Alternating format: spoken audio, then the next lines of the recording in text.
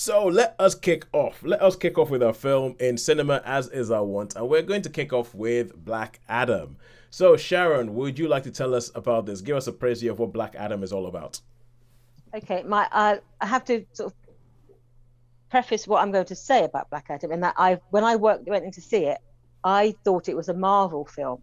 So I spent the first part of the film completely puzzled, while most of the film sort of thinking, where does that fit into the Marvel universe? And then I realised that it was actually DC, It's a and DC so film. that changes everything. So I was a bit puzzled. So because I know nothing about the comics, graphic novels, whatever you like to call them. I know nothing about those. They are outside of my experience. So I watch it completely as the one form that which I know as a film. So this starts off with somewhere, somewhen. Mm-hmm. There's a group of enslaved peoples in a hot country Yep. that sort of looks like a form of Egypt, but it's not Egypt because it's called something else. Kandak. Where you have that's it. Where you have like a pharaoh type king who has forced his peoples into slavery to search for a thing like a Yes. power source, Thingamajigger. a MacGuffin. thingamajig, in which will do stuff. And once he's got this stuff, he's going to make himself incredibly powerful because there's like these sort of demons who are going to give him power. Yep, And then because reasons. because of reasons. And then you've got these non-demons like these wizards who are like apparently the good guys who have decided that if he's going to have this power because of this stuff, then we're going to have a good guy who's going to be able to battle him. Yes. And then stuff happens.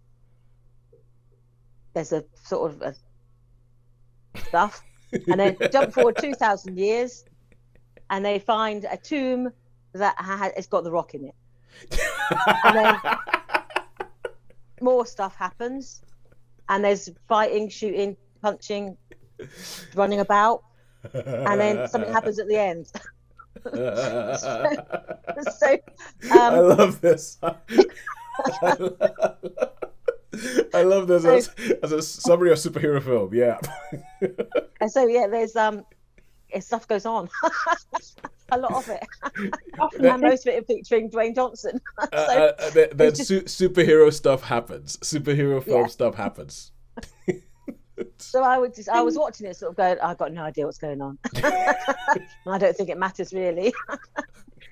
But every now and then a character would turn up, and I think, what's that about? So I'm sure if I had read any of the comics or had any inkling into what the world meant, it might have Yes. made some sense to me. But it was stuff running about. It was people running around doing stuff, and Yeah. then things got smashed. Yeah. I Blown think. I up. think. I think this film. I think in the film, when I was sat there, at the beginning, they have this prologue that's narrated by a kid, and it's sort Yes. of like, and they talk about, oh yeah, this thing, and there's this thing called Ethereum. There's a an element called Ethereum that this king has enslaved his people to go find so he can get this crown. And once they said that, I almost went MacGuffin in the cinema.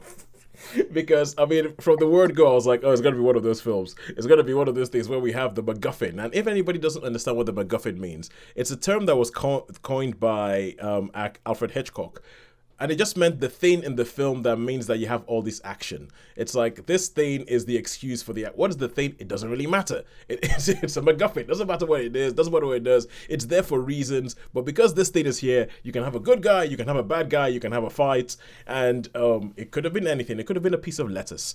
It doesn't really matter. And I feel like this film is you mentioned about where it's set, the fact that it's set in this place called Kandak, which is obviously supposed to be a Middle Eastern country.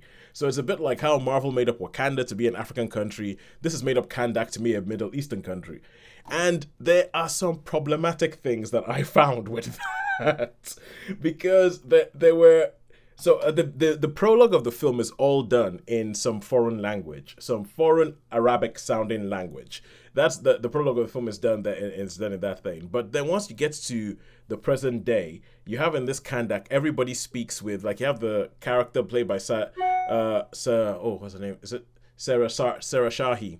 Yeah, you have the character played by Sarah Shahi, and she's an American actress, but I think she's of Iranian descent, and she has like a Middle Eastern accent, and everybody in this country speaks like Middle Eastern thing. And then The Rock, who is supposed to be this hero or anti-hero from 2,000 years ago, before anybody in that country would have spoken English, comes out with an American accent, and he comes out sounding as The Rock, and he comes out speaking English, and you're like, wait a second. Where did he get English from? Why all of a sudden did he have English? And these are the kind of things that, I mean, it's a film where ideally it's a kind of film you're supposed to switch your brain off for and just sort of like enjoy, and hey, things are blowing up, and the guy came out of a tomb and immediately incinerates a whole squadron of mercenaries. Like, he kills them, he straight up kills them, and you're like, all seem to be Australian. I'm thinking, when did Australian become the bad guys? well, no, they were international, because I know there were some who were Australian, some were South African, some were West African. They made a very key thing of making sure that this is an international group, and who were actually called Intergang. So Intergang. I couldn't work out what that was about at all, because I was thinking, are they all else? Is it Antipodean? Are they the new bad guys? They're supposed to be like this group of mercenaries. There's this group of mercenaries that have somehow taken over a country, and they're like the police force in this country, and they've enslaved the people in it.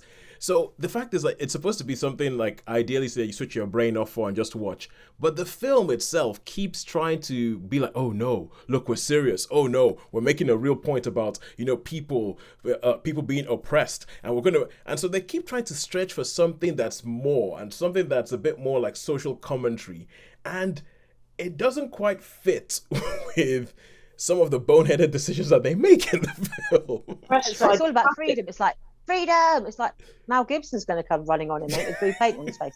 But it was, stuff happened, and it was a lot of shouting and running around and blowing things up. But yeah, and with Pierce Brosnan appears. Pierce Brosnan. Oh no, okay, no. Pierce Brosnan as Dr. Fate is actually one of the cool things. It's one of the cool things. And so, but Holly, you just asked the question. I missed it. I was just going to say they're all being oppressed by the classic combination of the Australians, the South Africans, and the West Africans, who are renowned for their collegiate working together. Well, no, but it is. It's so you see that's the part of the problem with this film is the world building. And they keep doing things in the film that give you other questions and make you ask, hang on a second, what about that? What about that? And they have things in the film that you like. This film, even though it's a DC film, it relies on a lot of the heavy lifting that Marvel has already done for it to make sense. Like, all of a sudden Hawkman shows up, and if you've read the comic, you know who Hawkman is. If you've never read the comic, you don't have a clue. But the fact that Hawkman lives in a mansion that looks very much like the Professor X mansion from the X-Men movies. He has a jet that comes out of the ground, and when it came out of the ground, the first thing I thought of was, oh my god, Terrahawks. And I'm not sure. I think both of you might understand that. And anybody who was a Nigerian growing up in the 1980s will understand when I say Terrahawks. But that was the first that I thought of. It looked like someone had thrown a whole bunch of money to hide that this was Terrahawks. And it's just, and so yeah. I actually made some lists. Okay, it does the horrid American thing where you're brown, so you can be of Middle Eastern, Hispanic, whatever descent, because hey, they're all the same. So the Rock is brown, therefore, yeah, he can play a guy. What does it matter that he doesn't have the accent? What does it matter that he just sounds American for no good reason? That got my nerves. And there's a bit where I actually thought they were going to do something different with this film. And that was like, it had a chance to end differently. And because I remember when what's his name, the guy who directed Logan, James Mangold, he released the first page of the film Logan, of the screenplay he'd written for Logan. And there's a bit where it says, this is not your average superhero movie. This is not going to end. And he actually wrote, this is not going to end in some massive CGI effathon. is what he actually wrote in the script. And there's a bit where you think, oh wow, this film might be searching for something different. It might not be ending in a massive CGI effathon. It might be doing something. No. No, it was a fake out. There was a bit where you think that they're going for something bigger. They're going for something a bit more philosophical. They're going for something a bit more thinky, and then they go, oh no, CGI punching CGI, and it's just kind of like, and And I think one of the things like I came up with this because The Rock said that he wanted to make Black Adam because when he was growing up, Black Adam was the only superhero he saw in comics that looked anything like him. And I think that is admirable. But the thing is, The Rock does representation within genre, but his number one aim is to be commercially successful. So he kind of like when he did the Fast and Furious movies, he wanted to have stuff from his Samoan heritage, but in a very kind of like, yeah, look at that. So we've gone to Samoa. Okay, now we're gonna just go and do the normal thing that we usually do. And so there was a chance to do more with this film, but I think what The Rock is most concerned about is that it's commercially successful, which is not to be sniffed at. It has been very successful. Businessman. Yeah, he's a very Moana, another tie into. yeah. So big. Yeah, but I think commercially successful. Yeah. Moana had a lot more authenticity than this does. So, so in the, I mean, I think last week I remember saying last week that this could only ever be a 3-star. Even if this achieved all of its aims in life, it would be a 3-star film. And my opinion hasn't changed. It's a 3-star film, which would be good enough, distracting enough entertainment, but it has some problematic things in it that I'd hoped we'd left behind. Sharon, what did you think? I would agree that it's a 3-star film. I think even had I understood the world better and not got it confused with a Marvel film, I still I thought it still would have been a 3 film for me. Because again, when they mentioned like the Justice Society, I was yes. like, what's a Justice Society when it's at home? I've heard of the Justice League. Yeah. I've heard of the Avengers, but what's the society? Yeah, I know that this is there is a longer conversation to be had about DC and how DC have messed up the entire world, and how DC have messed, and why this is part of that. There's things in this that are emblematic of this. The DC movies are just a mess when it comes to them being interconnected. They are a massive stinking pile of their mess. And they had Viola Davis sort of being Samuel L. Jackson, Nick Fury. I thought, she was being Amanda Waller, and she was Amanda Waller. Because I thought, is she just doing what Samuel L. Jackson did as Nick Fury? Did she like round up all these? Well, yeah, essentially, she first showed up in Suicide Squad. She first showed up in Suicide Squad as Amanda Waller. She showed up in the Suicide Squad. It's not bad that you don't remember it. Many people who do remember it wish they didn't. She in Birds of Prey as well? Was she what? She in Birds of Prey as well? I don't remember her in Birds of Prey, but she shows up in the TV show she shows up in the TV show Peacemaker.